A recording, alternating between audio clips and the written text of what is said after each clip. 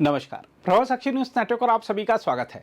असम में हाल ही में सामने आए भूमि घोटाले ने राज्य की प्रशासनिक ईमानदारी पर गंभीर प्रश्न चिन्ह लगा दिए हैं।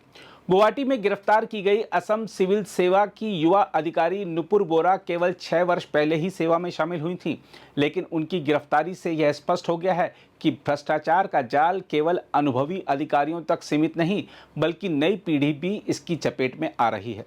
हम आपको बता दें कि मुख्यमंत्री के सतर्कता प्रकोष्ठ ने नुपुर बोरा के गुवाहाटी स्थित 2 फ्लैटों पर छापा मारकर लगभग 1 करोड़ रुपए नकद, हीरे और लाखों की ज्वेलरी बरामद की।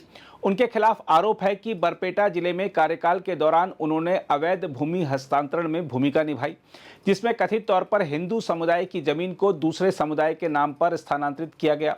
मुख्यमंत्री हेमंत बिस्वा शर्मा ने साफ कहा कि यह अधिकारी पिछले 6 महीनों से सरकार की निगरानी में थी और उनके खिलाफ गंभीर शिकायतें लगातार आ रही थीं।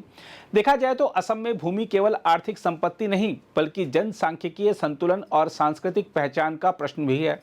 बरपेटा और अन्य निचले असम के जिले लंबे समय से बांग्लादेशी घुसपैठियों के ठिकाने माने जाते रहे हैं। ऐसे में भूमि का अवैध हस्तांतरण केवल भ्रष्टाचार का मामला नहीं, बल्कि राष्ट्रीय सुरक्षा और सांस्कृतिक अस्तित्व से जुड़ा मुद्दा है। यही कारण है कि हाल ही में राज्य कैबिनेट ने अंतर धार्मिक भूमि लेन देन के लिए असम पुलिस की विशेष शाखा से मंजूरी लेना अनिवार्य कर दिया। प्रधानमंत्री नरेंद्र मोदी ने भी अपने असम दौरे में इस खतरे की ओर इशारा करते हुए कहा था कि अवैध प्रवासियों से राज्य की जनसांख्यिकी बदलने का खतरा वास्तविक है। इस परिप्रेक्ष्य में नुपुर बोरा का मामला और भी गंभीर हो जाता है, क्योंकि यह केवल व्यक्तिगत भ्रष्टाचार नहीं, बल्कि एक बड़े जनसांख्यिकीय संकट में योगदान करने जैसा है। हम आपको यह बता दें कि नुपुर बोरा का सोशल मीडिया प्रोफाइल उनकी जीवन शैली, फैशन और यात्रा के शौक को दर्शाता है, लेकिन इन सबके पीछे जो भारी भरकम अवैध संपत्ति मिली, वह इस बात का संकेत है कि प्रशासनिक तंत्र के भीतर धन संचय और दिखावटी जीवन शैली का आकर्षण किस तरह नौजवान अधिकारियों को भी भ्रष्ट कर रहा है। देखा जाए तो यह स्थिति दोहरा खतरा पैदा करती है। ऐसे घटनाक्रमों से भ्रष्टाचार की संस्थागत जड़ें गहरी होती जाती हैं और सामाजिक विभाजन तथा असुरक्षा की भावना और बढ़ जाती है।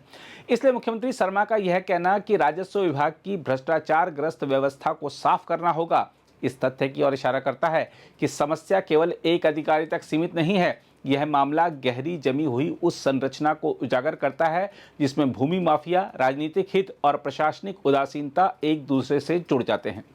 देखा जाए तो असम का यह प्रकरण केवल भ्रष्टाचार का सामान्य मामला नहीं है। यह उस गहराई को दिखाता है जहां व्यक्तिगत लालच, अवैध प्रवास और सांस्कृतिक असुरक्षा आपस में उलझ भी जाते हैं। नुपुर बोरा की गिरफ्तारी सरकार के लिए केवल एक सफलता नहीं, बल्कि एक चेतावनी भी है कि अगर प्रशासनिक तंत्र को पारदर्शी और जवाबदेह नहीं बनाया गया तो असम की जनसांख्यिकीय चुनौतियां और गंभीर रूप ले सकती हैं।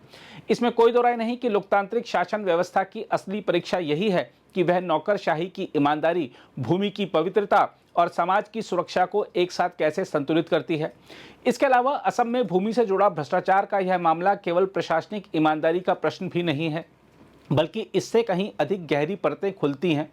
नुपुर बोरा प्रकरण में महत्वपूर्ण तथ्य यह है कि हिंदू समुदाय की जमीन को व्यवस्थित तरीके से दूसरे समुदाय के नाम पर स्थानांतरित किया जा रहा था। यह बात जगजाहिर है कि असम लंबे समय से अवैध बांग्लादेशी प्रवासियों के दबाव से जूझ रहा है। विशेषकर निचले असम के जिलों बरपेटा, धुबरी, गोराईमारी में यह समस्या गंभीर रूप ले चुकी है।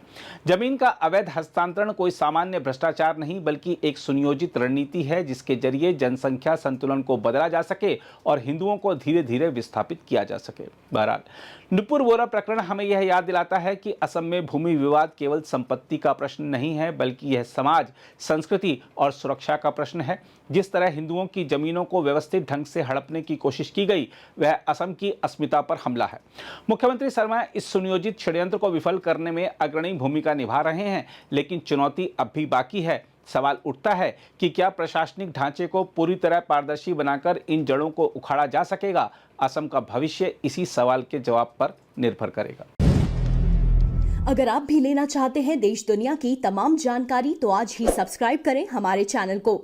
साथ ही नीचे दिए बेल आइकन को जरूर दबाएं ताकि हर अपडेट आप तक पहुंच सके।